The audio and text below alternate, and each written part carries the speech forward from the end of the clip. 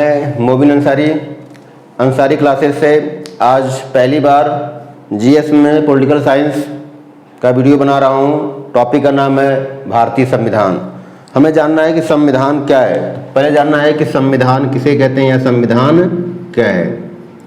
तो याद रखना है कि संविधान क्या है। तो संविधान एक लिखित दस्तावेज है।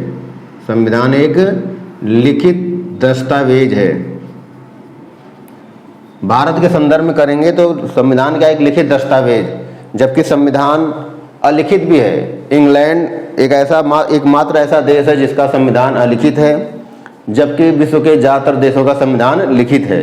तो बताना है कि संविधान एक लिखित दस्तावेज है जिसमें व्यक्ति और राज्यों के संबंधों का उल्लेख है। जिसमें व्यक्ति और राज्यों के संबंधों का उल्लेख है। और उसके साथ साथ संविधान एक ऐसा लिखित दस्तावेज है जिसके द्वारा ही देश का प्रशासन चलाया जाता है। तो कर परिभाषा तो हमें क्वेश्चन में आता नहीं है। तो बस हमें ये जानना है कि संविधान क्या है। जानने रखना जरूरी है कि संविधान एक लिखित दस्तावेज है जिससे हमें व्यक्ति के बारे में और राज्य, इन दोनों की क्या संबंध है, इनके बारे में अध्ययन किया जाता है। और साथ ही साथ इसी की सहायता से हम देश का प्रशासन चलाते हैं। अब प्रश्न आता है कि संविधान निर्माण के लिए क्या क्या किया गया। तो संविधान निर्माण के लिए संविधान सभा की मांग हुई। संविधान सभा की मांग सबसे पहले 1895 में बाल गंगाधर तिलक ने की थी। बाल गंगाधर तिलक ने की थी। बाल गंगाधर तिलक ने की थी। और इन्होंने अपने गृह स्वराज विधेयक के माध्यम से की थी।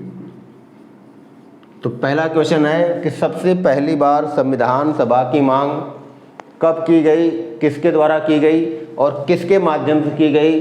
तो सबसे पहली बार संविधान सभा की मांग 1895 में बाल गंगाधर तिलक द्वारा गृह स्वराज विधेयक के माध्यम से की गई।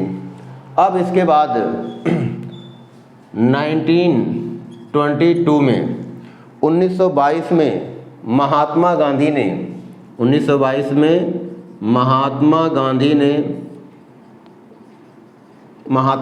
ने यंग इंडिया में एक लेख लिखा था।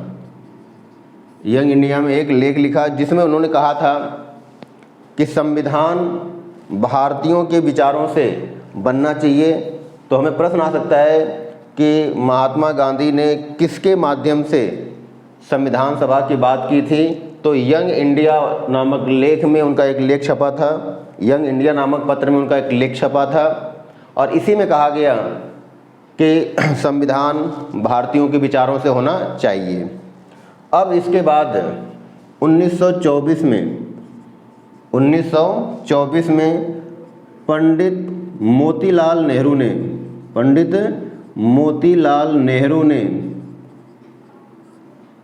संविधान सभा की मांग की। तो 1924 में पंडित मोतीलाल नेहरू ने संविधान सभा की मांग की और इसी मांग के तर्ज पर कहा जाता है कि इन्होंने इंग्लैंड में वहाँ की संसद में ये बात उठाई थी कि हम भारतीय अपने लिए संविधान बनाना चाहते हैं।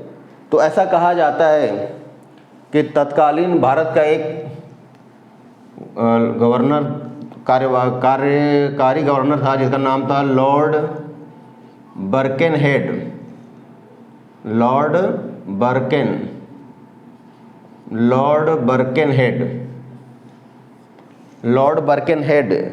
इसने इनसे कहा ठीक है, अगर तुम भारतीय इतने बुद्धिमान हो कि अपने लिए संविधान बनाना चाहते हो। तो उन्होंने कहा कि हाँ, हम अपने लिए संविधान बनाना चाहते हैं। उन्होंने कहा ठीक है, आप संविधान बनाओ। तो कहता है कि पंडित मोतीलाल नेहरू की अध्यक्षता में एक रिपोर्ट 10 अगस्त 1928 को एक प्रस्ताव बनकर तैयार हुआ जिसे नेहरू रिपोर्ट कहा गया। क्या कहा गया? नेहरू रिपोर्ट। तो ये क्वेश्चन भी आता है कि नेहरू रिपोर्ट कब प्रस्तुत हुई, तो 10 अगस्त 1928 को। और इस रिपोर्ट में मोतीलाल नेहरू ने डोमिनियन स्टेट की मांग की थी, डोमिनियन स्टेट की मांग की, ठीक, डोमिनियन स्टेट की मांग की। डोमिनियन स्टेट को हिंदी में अधिराज्य भी कहते हैं, अधिराज्य। तो प्रश्न आ सकता है कि डोमिनियन स्टेट की मांग सबसे पहले कब की और किसने की, तो पंडित मोतीलाल नेहरू ने डोमिनियन स्टेट की मांग अपने नेहरू रिपोर्ट में की थी। तो प्रश्न आ सकता है कि डोमिनियन स्टेट क्या है। तो नेहरू का कहना था कि एक ऐसा राज्य जिसमें सभी शक्तियां तो अंग्रेज़ों के पास हों, उन्हीं के दिशा निर्देश में भारतीयों द्वारा प्रशासन चलाया जाए। मतलब शक्ति तो किस में होगी, ब्रिटिश सरकार में, लेकिन उनकी दिशा निर्देश के अनुसार क्या करेंगे हम लोग, भारतीय सारे शासन चलाएंगे। अर्थात इन्होंने पूर्ण स्वराज की मांग नहीं की। इस कारण अंबेडकर ने, भीमराव अंबेडकर ने अगस्त नेहरू रिपोर्ट को क्या किया, खारिज कर दिया। तो प्रश्न आ सकता है कि नेहरू रिपोर्ट का विरोध किसने किया, तो भीमराव अंबेडकर ने, क्योंकि यह इनके डोमिनियन स्टेट के सिद्धांत से सहमत नहीं थे। इस तरह से नेहरू रिपोर्ट भी क्या हो गई, असफल हो गई। अब इसके बाद आता है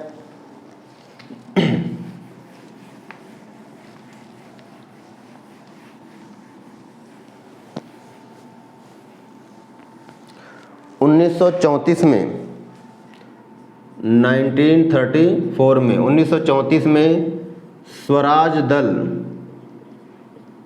1934 में स्वराज दल के द्वारा संविधान सभा की मांग की गई। 1934 में स्वराज दल के द्वारा भी संविधान सभा की मांग की गई। अब हमें यही पे थोड़ा जानना है कि स्वराज दल क्या है। तो स्वराज दल की स्थापना 1 जनवरी 1923 को मोतीलाल नेहरू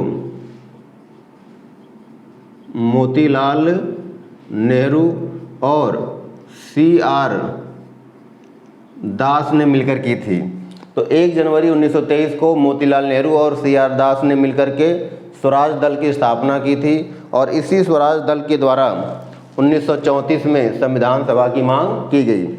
ये क्वेश्चन कई बार आ चुका है कि स्वराज दल की स्थापना कब और किसके द्वारा की गई। तो 1 जनवरी 1923 को मोतीलाल नेहरू और CR दास के द्वारा। अब इसके बाद 1934 में ही एक और विद्वान थे M.N. रॉय, इनके द्वारा भी संविधान सभा की मांग की गई। और ये पहले व्यक्ति थे जिन्होंने प्रत्यक्ष रूप से संविधान सभा की मांग की। तो अलग से क्वेश्चन आ सकता है कि सबसे पहले संविधान सभा की मांग किसने की, तो तिलक ने की। प्रत्यक्ष रूप से सबसे पहले संविधान सभा की मांग किसने की, तो M.N. रॉय ने की। और M.N. रॉय को हम इसलिए भी जानते हैं क्योंकि इन्होंने एक अलग पार्टी की स्थापना की जिसे भाकपा कहा जाता है। भाकपा का मतलब है भारतीय communist party, CPI, communist party of India.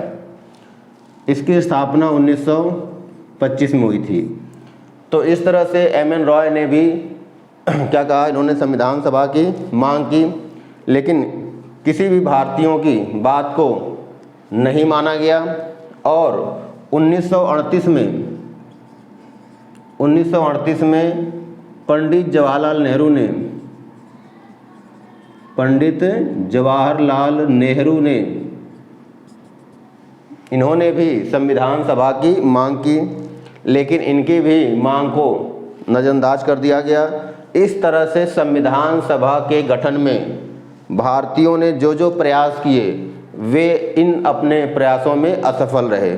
लेकिन यहाँ से कई सारे क्वेश्चन बन जाते हैं कि किसने मांग की, कब की, क्या की, क्या कहा। तो ये सारी बातें यहाँ तक हो गई। भारतीयों के प्रयास के बाद हमें जानना है कि अंग्रेजी सरकार ने संविधान सभा के लिए क्या प्रयास किया। तो लिखना है संविधान सभा के लिए अंग्रेजी सरकार का प्रयास, अंग्रेजी सरकार का प्रयास। अब इसमें सबसे पहला पॉइंट जानना है अगस्त प्रस्ताव, अगस्त प्रस्ताव। अब अगस्त प्रस्ताव ये बात कब की है, तो 8 अगस्त 1940। अगस्त प्रस्ताव, इस समय भारत का गवर्नर था लॉर्ड लिनलिथगो। तो लॉर्ड लिनलिथगो तो पहली बार अंग्रेजी सरकार के द्वारा संविधान सभा बनाने के लिए एक प्रस्ताव लाया गया जिसे अगस्त प्रस्ताव कहा जाता है। तो प्रश्न आ सकता है कि अंग्रेजी सरकार द्वारा संविधान सभा बनाने का पहला प्रयास कब किया गया और किस प्रस्ताव के माध्यम से किया गया, तो अगस्त 1940 में अगस्त प्रस्ताव के माध्यम से किया गया। और इसमें क्या कहा गया, इसमें कहा गया कि जो लोग राष्ट्रीय जीवन से जुड़े भारतीयों को ही संविधान सभा में सदस्य बनाया जाएगा। याद रखना है कि इसकी विशेषता क्या है, ये कहता है कि राष्ट्रीय जीवन से जुड़े भारतीयों को ही संविधान सभा का सदस्य बनाया जाएगा। और अगर हमें याद होगा तो ये जो 1940 का दौर है, इस समय क्या चल रहा था, तो सेकेंड वर्ल्ड वॉर, इस समय पूरे विश्व में द्वितीय विश्व युद्ध चल रहा था। तो लॉर्ड लिनलिथगो का कहना था कि वे सभी भारतीय जो इस युद्ध में ब्रिटेन की ओर से लड़ रहे हैं या ब्रिटेन की सहायता कर रहे हैं, वे लोग ही संविधान सभा के सदस्य चुने जाएंगे या संविधान सभा के सदस्य बने जाएंगे। इसे उन्होंने नाम दिया राष्ट्रीय जीवन। तो राष्ट्रीय जीवन का मतलब है कि वे सभी भारतीय जो इस युद्ध में अंग्रेजों की ओर से लड़ रहे हैं उन्हें ही इसका सदस्य बनाया जाएगा। अब इसमें देखा जाए तो नेहरू, गांधी, अंबेडकर, जितने भी लोग थे प्रमुख नेता, वो सब बाहर हो रहे थे। तब इस प्रस्ताव का मुस्लिम लीग और कांग्रेस, इन दोनों ने विरोध किया। तो प्रश्न आ सकता है कि अगस्त प्रस्ताव का विरोध मुस्लिम लीग और कांग्रेस ने क्यों किया। तो मैंने शर्तें बता दी कि इसमें उन्हीं भारतीयों को शामिल करने की बात की गई थी जो अंग्रेज़ों की ओर से लड़ रहे थे। और इसी अगस्त प्रस्ताव के विरोध में 17 अक्टूबर 1940 को व्यक्तिगत सत्याग्रह आंदोलन चलाया गया। व्यक्तिगत सत्याग्रह आंदोलन चलाया गया। तो प्रश्न आ सकता है कि व्यक्तिगत सत्याग्रह आंदोलन कब चलाया गया, तो 17 अक्टूबर 1940 किसके विरोध में चलाया गया, अगस्त प्रस्ताव के विरोध में चलाया गया। फिर नेक्स्ट प्रश्न आ सकता है कहाँ से चलाया गया, तो ये चलाया गया पवनार आश्रम से। पवनार आश्रम से चलाया गया। और ये आश्रम कहाँ पे है, तो महाराष्ट्र में है। ठीक, कहाँ पे है, महाराष्ट्र में। फिर प्रश्न आता है कि प्रथम सत्याग्रही किसे कहते हैं, प्रथम सत्याग्रही। तो प्रथम सत्याग्रही थे विनोबा भावे। ये क्वेश्चन कई बार आ चुका है कि प्रथम सत्याग्रही कौन थे, तो विनोबा भावे। व्यक्तिगत सत्याग्रह आंदोलन कहाँ से चलाया गया, ठीक, और किस आश्रम से चलाया गया। फिर कई बार क्वेश्चन पूछा गया है कि दूसरे सत्याग्रही कौन थे। प्रथम सत्याग्रही विनोबा भावे, दूसरे सत्याग्रही थे पंडित जवाहरलाल नेहरू। और अगर कभी पूछ दे तीसरे सत्याग्रही, तो याद रखना है ब्रह्मदत्त। तो ये हो गया अंग्रेजी सरकार द्वारा संविधान सभा बनाने का किया गया पहला प्रयास। अब इसके बाद जानना है हमें दूसरा प्रयास। तो अगस्त प्रस्ताव के बाद ब्रिटिश सरकार ने एक बार फिर से प्रयास किया और दूसरा प्रयास मार्च 1942 में, मार्च 1942 में क्रिप्स प्रस्ताव, क्रिप्स प्रस्ताव या क्रिप्स मिशन था, क्रिप्स प्रस्ताव या क्रिप्स मिशन था। तो इस प्रस्ताव में ब्रिटिश सरकार ने यह नियम बनाया था कि इसके तहत संविधान सभा का गठन किया जाएगा और इसमें हिंदू और मुस्लिम, हिंदू और मुस्लिम दोनों को इसका सदस्य बनाया जाएगा। दोबारा सुनना है कि मार्च 1942 में क्रिप्स प्रस्ताव या क्रिप्स मिशन भारत आया था और इसी प्रस्ताव में संविधान सभा की बात अंग्रेजी सरकार द्वारा की गई और ये कहा गया कि इसमें हिंदू और मुस्लिम दोनों इसके सदस्य होंगे। लेकिन इसका भारतीयों ने विरोध किया। क्यों? क्योंकि कांग्रेस का कहना था, कांग्रेस का कथन था कि इसमें, इस प्रस्ताव में पाकिस्तान के निर्माण की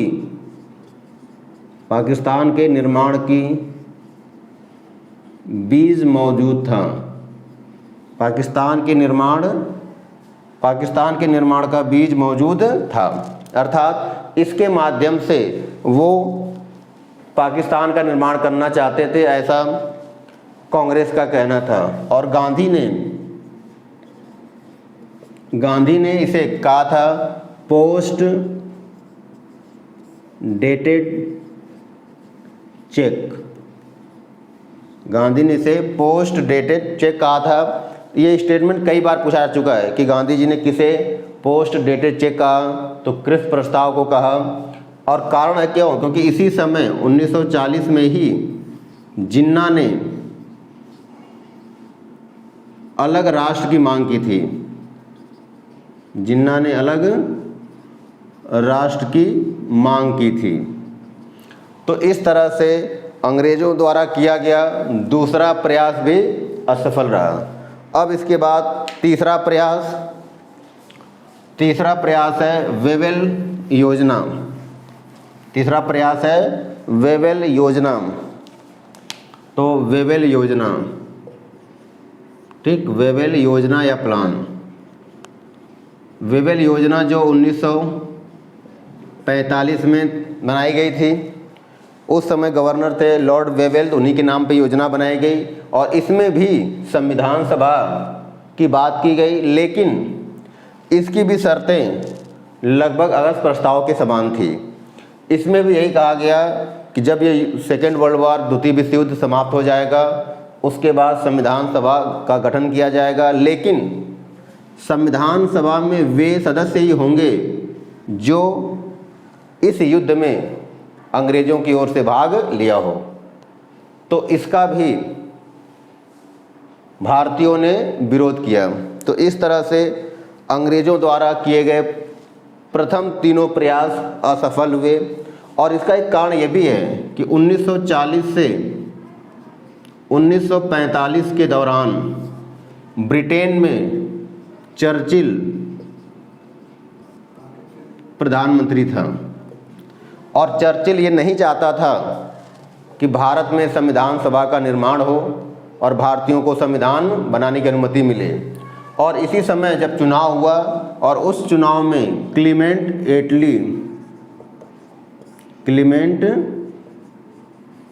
एटली की क्या हुई? जीत हुई। और क्लीमेंट एटली की जब जीत हुई तो ये शुरू से ही भारतीयों को संविधान बनाने की अनुमति देना चाहते थे। तो इन्होंने ही सबसे पहली बार ये घोषणा की कि हम भारतीयों को अब आज़ाद कर देंगे। और उसके बाद इन्होंने कैबिनेट मिशन भेजा और उसी कैबिनेट मिशन के द्वारा भारत में पहली बार संविधान बनाने की प्रक्रिया शुरू हुई। अब इसके बाद हम कल पढ़ेंगे या नेक्स्ट टॉपिक में पढ़ेंगे।